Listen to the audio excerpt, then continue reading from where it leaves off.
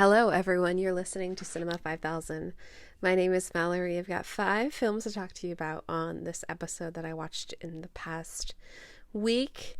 Not so sure about much at the theater this weekend, though I am seeing Sinners again in 70 millimeter down in Boston, which is cool, but I've already seen it before, so I'm not sure if I'm going to see the new Mission Impossible movie, because I'm just not really a fan of those films, and the last one was just key the entire time, and that's my Letterboxd review. So Final Reckoning, maybe in like a month if I see it. I'm not in any rush. So we'll talk theater stuff when it happens, if it happens in the next episode. I mean, there's a chance, like next Monday, I'll just be like, yeah, it's Memorial Day, there's nothing else to do, why don't I just go to the movies? So, but let's not talk about the future. Let's talk about what I watched this past week. We are at 5,791 films, so 8 films away from the 5,800 mark, and then no, I said 8. I meant 9. So we're 209 films away from hitting 6,000. And that is when we will start season 3. I can actually say, season 3 is coming. That's really just to tell you about the path of, how many films I've watched. And since we're in season 2, it's for that 1,000. So, not really going to change much of anything. It's just a milestone, But where do we start on this episode? We start with Born to Win from 1971, directed by Ivan Passer. The tagline is, "Their story is written on his arm. If they can get a grip on each other, maybe they can turn their lives around." A smart-mouthed junkie and former hairdresser spends his days looking for just one more fix. This stars George Segal as our main character, Jay. He's just running around New York City, trying to get high, trying to figure out something, maybe to, steal and get some money and survive. And his livelihood is really fleeting. And that even though this movie is called Born to Win, there's nothing that's really winning when it comes to his lifestyle. He meets along the way Parham, who's played by Karen Black, and him and her have a relationship that is a little intense, and I said fleeting. It's really fleeting. It's nothing substantial. He does also run into Apollo Pretense, and his relationships are just a matter of some kind of satisfaction. He does have his pal, Billy Dynamite, who's played by Jay Fletcher. The two hang out at times, they get high together, enjoying each other's company. But unfortunately, there are some run-ins with the law, some run-ins with some, debts that are owed when it comes to Jay's situation, and how can he repay back what he owes, and how can he also get himself some satisfaction. It's a very dreary portrait of New York City. It's cold, it's, every scene looks chilly, even the ones without snow.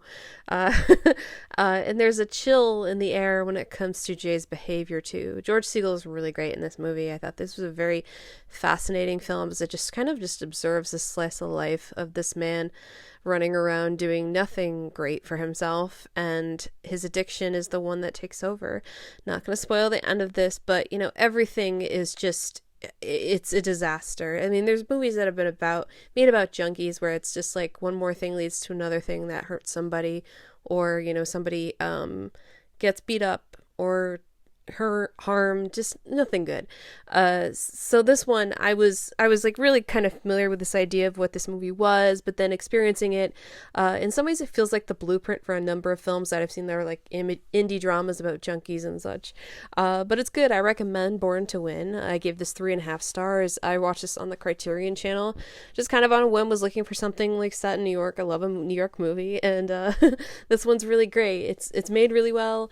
It's not too heavy-handed. It's just kind of this guy going around. It is what I have essentially explained, but beneficial from it is that you get to have this experience along with this main character, and I really liked it. So 3.5 stars for Born to Win from 1971, directed by Ivan Passer. I mentioned I watched this on the Criterion channel, but it's also available on Amazon Prime and also on Tubi, Cultpix, Fandor, Fossum, Flix Thing, a bunch of different services, even Pluto TV, MGM, MGM Plus, or it's only MGM Plus, but if you want to check it out, I would recommend it. Ivan Passer also directed this movie called Cutter's Way. I'm not sure if you're familiar with that one. It's another bleak film. I haven't seen that one in a very long time, and I'm not sure it's one I'd want to rewatch, but regardless, I recommend Born to Win. Up next, we have Con Air from 1997, directed by Simon West. They were deadly on the ground. Now they have wings. Newly paroled former U.S. Army Ranger Cameron Poe is headed back to his wife, but must fly home aboard a prison transport flight dubbed Jailbird, taking the worst of the worst prisoners, a group described as pure predators, to a new super prison. Poe faces impossible odds when the transport plane is skyjacked mid-flight by the most vicious criminals in this country, led by mastermind, genius serial killer Cyrus the Virus Grissom, and backed by a black militant diamond dog and psychopath Billy Bedlam. So Con Air. Why Con Air? Well, I saw the ending of this movie like a million years ago, probably when I was like babysitting on HBO, and so I knew it was going to happen in the end, and I had never really gotten the chance to watch this just as a whole in any sense, despite seeing that ending. And this was popular in 97. Post-rock, this is Jerry Bruckheimer doing what he could do with Michael Bay, instead doing it with Simon West. And this movie feels like a Michael Bay movie for sure. Maybe just a little less on the explosions, but there are some explosions. And I, against all odds, really enjoyed myself. There's a certain kind of humor and edge to this film that it can seem a little bit what's the word? It doesn't feel very, it's a little crude. There's the word. The way this movie conducts itself with Nicolas Cage as Cameron Poe, it's like he's supposed to be the best guy on the plane, which is funny. It's like he's getting out of jail for manslaughter. It's like, John Cusack's character, the FBI agent Vince Larkin, is kind of like, he's our guy. There's no way he's not our guy for like getting, whatever situation is happening, to be turned around or whatever, because they get a sense that something has maybe gone wrong. And then Cameron Poe finds a way to communicate with them about how something has indeed gone wrong with this flight. And then there's Cyrus the Virus, who's played by John Malkovich, just chewing the scenery left and right. He doesn't really have to do much in this part. He can just show up and say some words and, be a little bit terrifying, but not fully terrifying. Like, he's John Malkovich. But there is a number of people in this cast that you will definitely recognize, like Ving Rhames, Mike Kelty Williamson, Dave Chappelle, Cole Meany, Monica Potter. I haven't seen her in anything in a long while, but, late 90s, early 2000s, like, she was one of those actresses who was in a number of notable roles. And then Steve Buscemi, who doesn't really have much of a part, MC Gainey, Danny Trejo. Yeah, that's basically everybody you could probably recognize fairly easily. But yeah, so it's got action, it's got intensity. It's funny, I thought this movie was really just like the plane, only being on the plane, but there's some things that happen, like they landed, okay, this is like mildly spoiling it, but they do make a stop along the way for whatever their mission is. And it's funny to me, like, how many bad guys are on this plane and how many people were not exactly on the plane as far as law enforcement to really take care of the situation. I don't want to spoil it, but I will. One thing I was very much left with for a very solid impression is that it does have really, really great cinematography. The way this movie looks is terrific. The cinematography is done by David Tattersall, who did the Star Wars prequels, as well as the Green Mile, Speed Racer, Die Another Day, some things of note, some things you might have seen. Vertical Limit as well, a 2000 film that I haven't seen in a very long time, but I remember liking it, even if it was kind of an averagey expedition expedition action film. But just a working cinematographer who, like, you know, shoots a movie, makes it look great. Looks so 90s. And even though Tattersall didn't do Independence Day, like the cinematography of this and the way it's shot, the way that we have so many people in like these rooms where there's like shades that are, you know, not folded up, but the blinds are just, you know, whatever. There's just rooms and people people in suits talking, and so many things just reminded me of that. So yeah, Con Air.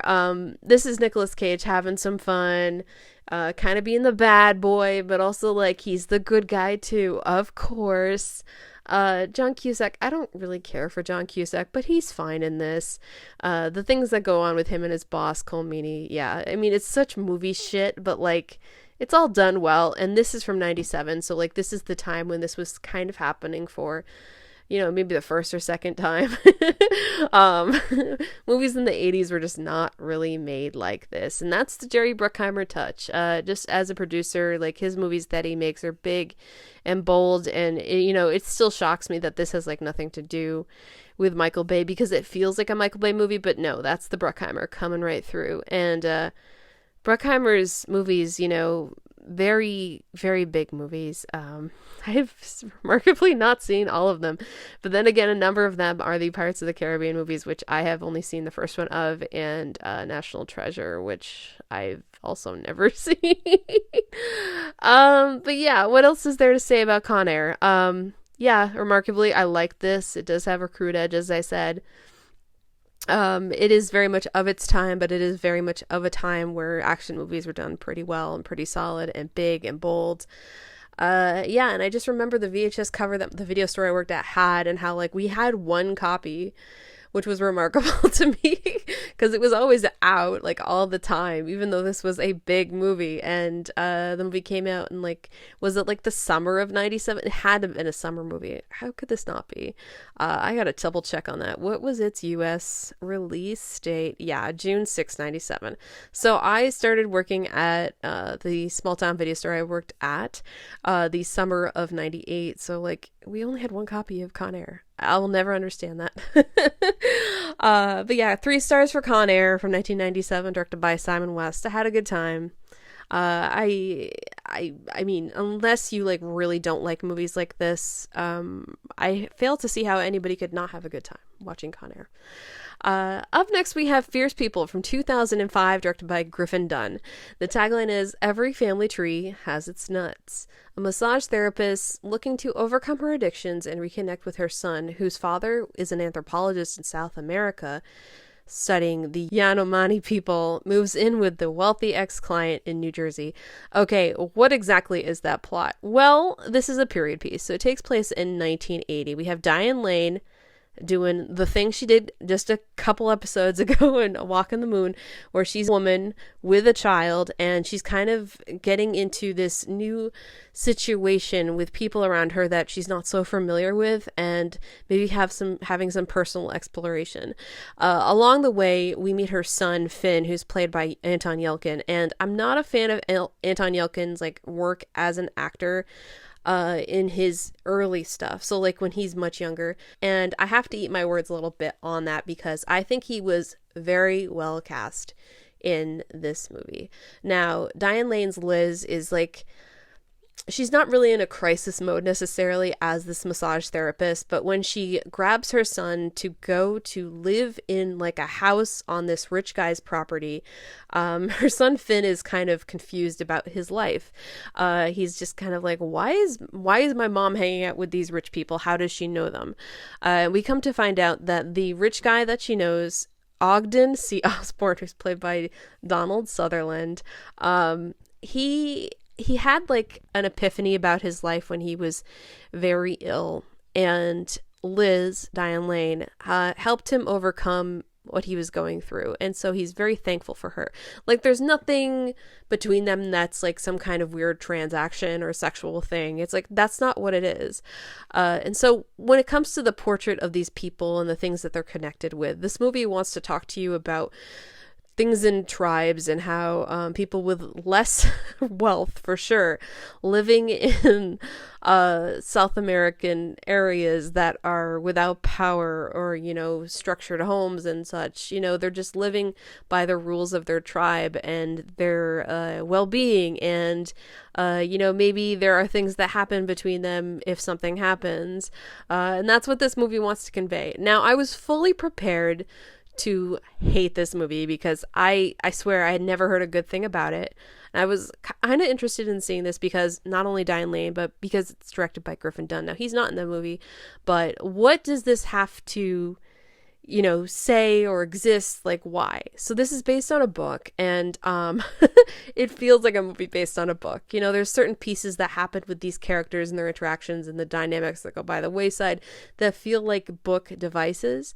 There's even like a maid character who's played by Paz de la Huerta, who it doesn't really need to exist in the movie because she's working for this rich family, this rich guy, and what's the purpose of her being there? Well, there's a kind of devicey thing that happens that interrupts what Finn is going through. And also along the way we meet Maya, who's played by Kristen Stewart, and she's the granddaughter of Ogden C. Osborne, Sutherland's character, and there becomes this weird relationship drama that happens between them. And I haven't even mentioned how Elizabeth Perkins is in this movie, and also Chris Evans. And Chris Evans, unfortunately, he is very terrible in this movie. He has an awful haircut, and his character is bad.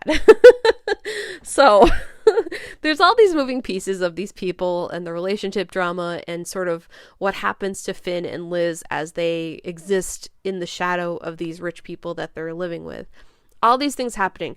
Nevertheless, I kind of enjoyed watching this because it had this certain feel that I think a lot of movies don't really want to do anymore, which is really talking about class and people and their relationships, and just kind of working things out, like how we feel about, something that we have a relationship with, somebody we know, and then how does that work for us and our perception of reality. Kind of big-headed, but not really. And yeah, I mentioned A Walk on the Moon that I just watched, where Diane Lane is going through the sexual revolution around Woodstock and questioning her home life, and that's kind of what this movie is too. And then it hit me. I mean, I've talked so much about this movie, and it was this kind of mixed bag to me in a lot of ways. And then it hit me that this movie actually reminds me a lot of The Brutalist, where you have outsiders coming into this very rich family that they kind of get taken advantage of in certain ways, and that's kind of happening here as well. But yeah, it is definitely a mishmash of a film. It's well shot. I like the way this movie looked. I like the setting. I like the period stuff that it was kind of working through. And another thing I will mention. I'm actually very glad I never saw this movie when it first came out, or any time before I read Griffin Dunne's book that he wrote about his family, The Friday Afternoon Club, because it's this universe that this movie is taking place in, where these people are a rich family and this they do things a certain way or whatever. It makes sense why Griffin Dunne would make this movie about these people, because it kind of is related to his own life. Anyway, it's a big mishmash of a film. I don't expect this to work for most people, but I did enjoy Fierce People on some level as a film, but I acknowledge that it has some flaws. It's also a very kind of tired formula of somebody coming into this wealthy home and then being taken advantage of, or being changed for their life because of the way that people with money kind of operate. So I had to give this 2.5 stars, which I feel like is fair, because a lot of the things I liked about it are things I was recognizing because of my general feel for what kind of movies I like, or maybe the structure of how things go. And I'm sorry, I haven't even mentioned that I do think the core performances, even beyond Anton Yelchin, who I do say was good here, Diane Lane, Donald Sutherland, Kristen Stewart, are all pretty great. Really good cast there, but Chris Evans, bad. So Fierce People from 2005, directed by Griffin Dunne. I didn't even get to the problematic stuff to do with the tribal, things that the family is fascinated by, and how that kind of works, but that could have even been removed from the film. Like you could take it out. It's a little too much movie, but I don't think it's a total disaster. And like I said, I enjoyed watching it, so 2.5 stars feels fair. Yeah, I don't expect anybody to watch this movie now that I've talked about it, but it does make me curious about the book. It is based on a book, and it's by the guy who wrote the screenplay as well, Dirk Wittenborn. I want to say Rittenborn, but it's Wittenborn. And that I think is an unfortunate thing, because I think sometimes when you watch movies where the script is done by the author, sometimes, not every single time, but I think sometimes the script just is too close to the material by the writers. So there's certain things that could be left out or maybe revised or changed in its adaptation for the screen. Because I think adaptation to the screen, there's nothing wrong with changing things if it makes more sense for how a movie can flow. Because the way that people experience a movie is obviously very different than that of a novel. So, yeah. Okay, up next we have On Her Majesty's Secret Service from 1969, directed by Peter R. Hunt. The tagline is "Far up, far out, far more. James Bond 007 is back." James Bond tracks his arch nemesis Ernst Blofeld to a mountaintop retreat in the Swiss Alps where he is training an army of beautiful, lethal women. Along the way, Bond falls for Italian Contessa Tracy Draco and marries her in order to get close to Blofeld. So James Bond back doing some James Bonding with my sister. However, she was starting to fall asleep as this began, and then she was like, I'm not really into this different kind of Bond movie as I've experienced them so far. This one's from 1969, so just after, what was the last one? I have to look.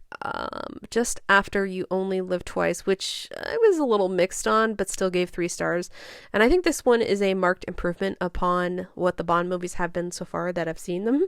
It's not quite as good as From Russia with Love, which I think is my favorite so far. But what makes this a good movie, I think, is that George Lazenby, despite not being the ladies' man that Sean Connery is, I think they gave him a little break on the script. They didn't try to make him be so seductive and all the innuendos and stuff, and they just kind of let him act and be good, and I think he's good. It does kind of feel like he maybe should be a little more charming, though maybe that's, them working within his range as an actor. I'm not going to complain about that. I think he was good. Diana Rigg, who plays Tracy, she's really terrific. Like, the two of them have good chemistry together, though I will say, you put her and him together and you're just kind of like, she's 1000%, Bond girl material. I don't know if he's quite James Bond. It might be the whiplash of him not being so iconic to me, in the sense of like what I know for Bond imagery of just, print pictures of Connery and Roger Moore and Pierce Brosnan that I've grown up with, and, Daniel Craig. Well, the Daniel Craig stuff is a little different, but, and also Timothy Dalton. He doesn't quite have the look, and he's good, but it's like, it's weird. I'm just gonna gonna let it go because I did like the movie. Telly Savalas plays Ernst Blofeld, and he's the guy who is training these beautiful women. Now that's where it gets a bit more like classic Bond as far as the movies go, where they have these beautiful women who are all dressed, in like outfits that are so like suggestive, and they all kind of are like, oh, hi, how are you? Oh, yeah. It's like they're not quite fembots, but that's kind of what it's going for. And this movie, I have to say, for the action like taking a while to happen in the film, nevertheless, along the way, we get so much lovely scenery in the Swiss Alps. It's a great looking movie. I really liked it. And then the action happening was just fun. I quite enjoyed myself watching this one. It felt like a classic Bond film without being like all those classic things at once, like just a little bit more reserved, a little bit less innuendos, but totally serviceable, totally working, and entertaining. It is long. It is 142 minutes and it feels long, but I don't know what else you would cut out. I mean, maybe you shorten the beginning to make it, feel like a faster paced adventure, and then there's the stuff with Tracy where Bond is like maybe gonna settle down with her, and the relationship like has to happen, but I believe them together. And as much as this felt like a long film to me, it's also something I think I would watch again because I had such a good time with it. Like I said, it looks great. I think George Lazenby, was more or less fine. Then Diana Rigg, she's terrific. Telly Savalas, great casting. So yeah, on Her Majesty's Secret Service, I give this 3.5 stars. And like I said, this is my second favorite of the Bond films I've seen so far. And I can't wait to get back to the next one, though. We're going back. We're going back to Sean Connery. I don't know. What's the next one? I gotta look it up just to make sure. Bond films. Is that For Your Eyes Only? No, Diamonds Are Forever is next. Then we go to Roger Moore with Live and Let Die. When is For Your Eyes Only? I thought that was earlier. Oh, okay, that's 81. Okay, well, yeah, fine. Yeah, George Lazenby, you did a good job. I know. You're not quite the other guys, but you're fine.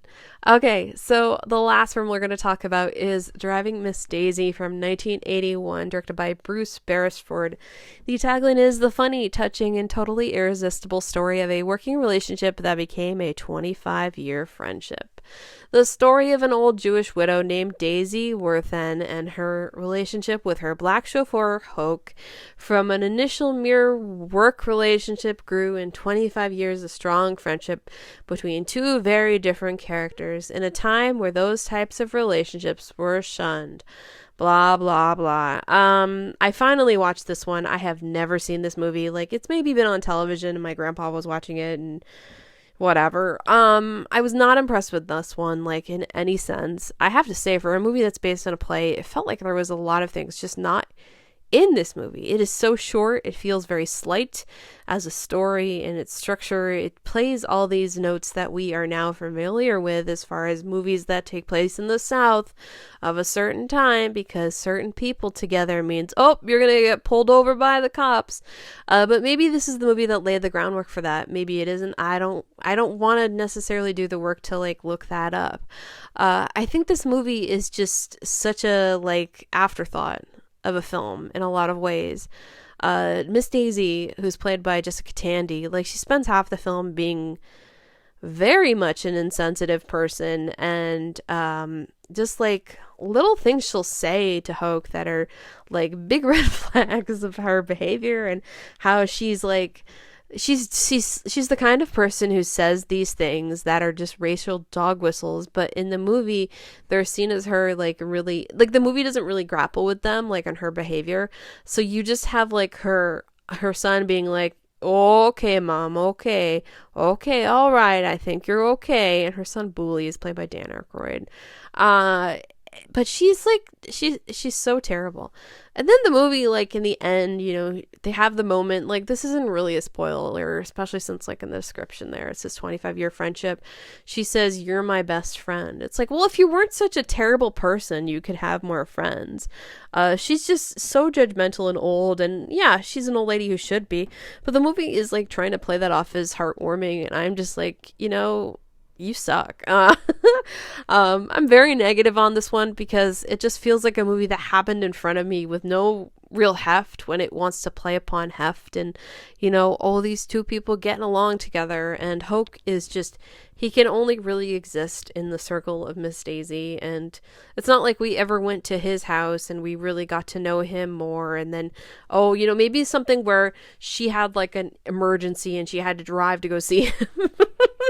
That would happen in a movie, in another movie like this. Not saying it would be a better movie or a worse movie if it had those moments, but the cards are kind of on the table. It's like I guess you could say this is a historical cliche of a picture at this point.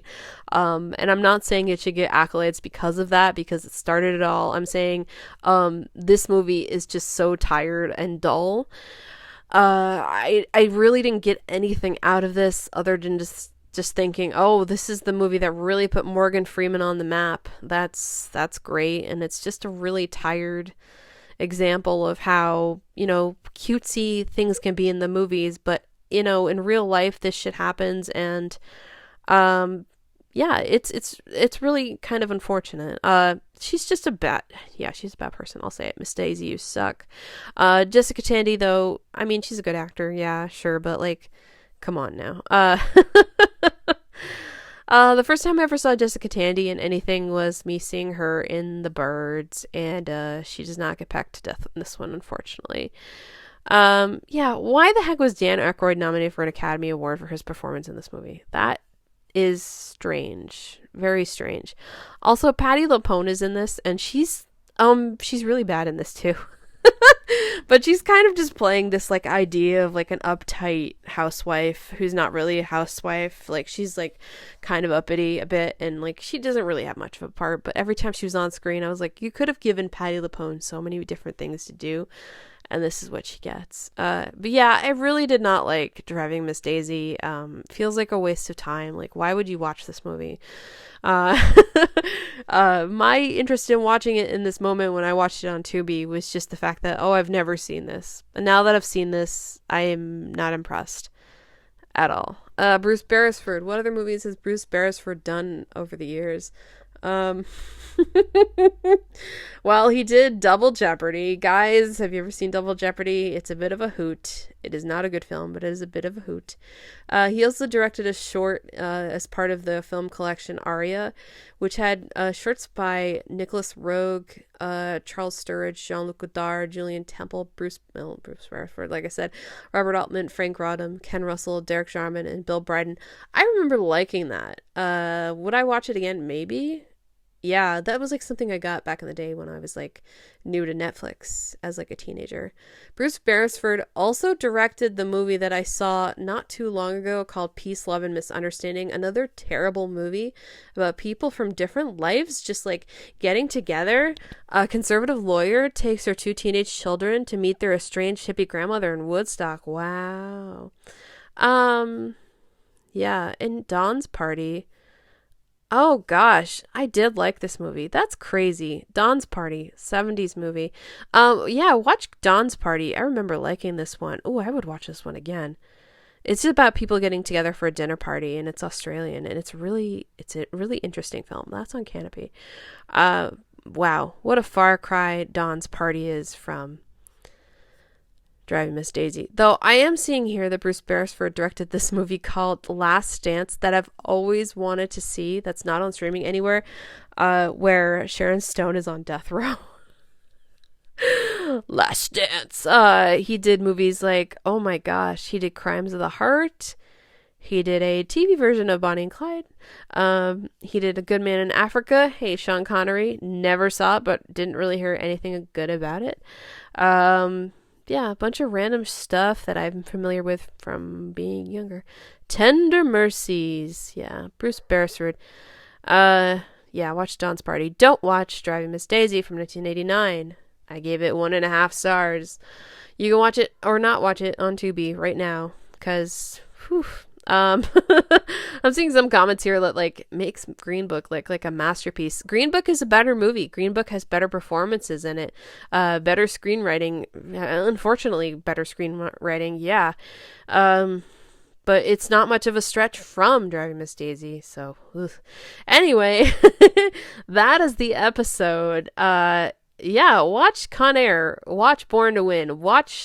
Maybe watch Fierce People, but do watch On Her Majesty's Secret Service. Do not watch Driving Miss Daisy. Good episode, despite me having some problems with some movies. But yeah, coming soon as far as episodes. Maybe I'll watch another James Bond movie this long weekend with my sis if she's got the time. If not, I might go to the theater. What is coming to like, oh my gosh. So there's that new, is it Fountain of Youth? I want to say it's Fountain of Youth. I gotta look this up. That Natalie Portman, John Krasinski movie.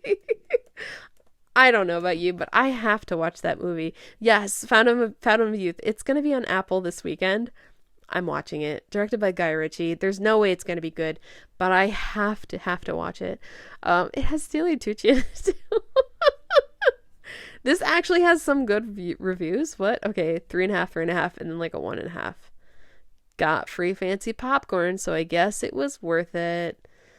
Oh, I can't decide if AI was used to write this or the writer was just exceptionally stupid. I don't know. Anyway, I look forward to watching it regardless of quality.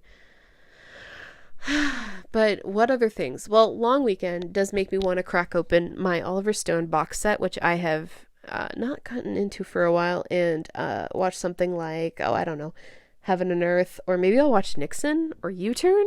Those are some of the movies that have been in the back of my head of like things I need to watch eventually. And also, because the Cannes Film Festival is happening right now, I've put a number of movies on my watch list that are from filmmakers that I'm hearing about. I've been listening to the Film Comment podcast a lot because they're wraps up the wrap ups of the movies at Cannes have like always been like a really fun thing to listen to. Even though I will say, Film Comment, it seems like nobody likes movies. Okay, all right, maybe that's a little harsh, but it feels like whenever they're talking about a movie, it's like at least one of them or two of them, if there's three people, like, will not like the movie. It's very uneven. Like, there hasn't been any consensus, like, everybody likes the movie. Maybe that's just this year. But I've been trying to figure out, like, what movies I could watch that are things from filmmakers who have movies showing, like Oliver Lax's movie Mimosas. I think I want to watch that one. It's on Hoopla. And Fire Will Come also, because Surat, one of the movies that his latest movie that's at Cannes, it sounds great. It sounds like something I'd really, really like. But anyway, movie theater stuff. Like I said, I'm seeing Sinners again this weekend, but I don't know about anything new. We'll see. But yeah, Mallory, thank you so much for listening to the podcast. Cinema5000.com is the website. Cinema 5000 podcast on YouTube if you want to watch, but listen and watch. I'm not on there visually, but yeah. And if you have not subscribed on YouTube, go ahead, subscribe to the podcast if you haven't already subscribed on your iTunes, your Spotify, however you're listening to it. Cinema 5000 on Bluesky as well if you want to follow along. I put little updates on there and goof off because why not? And if you want to send an email, send it to cinema5kpod@gmail.com. Again, I'm Mallory. Thank you so much for listening. I'll talk to you soon. Alrighty, bye.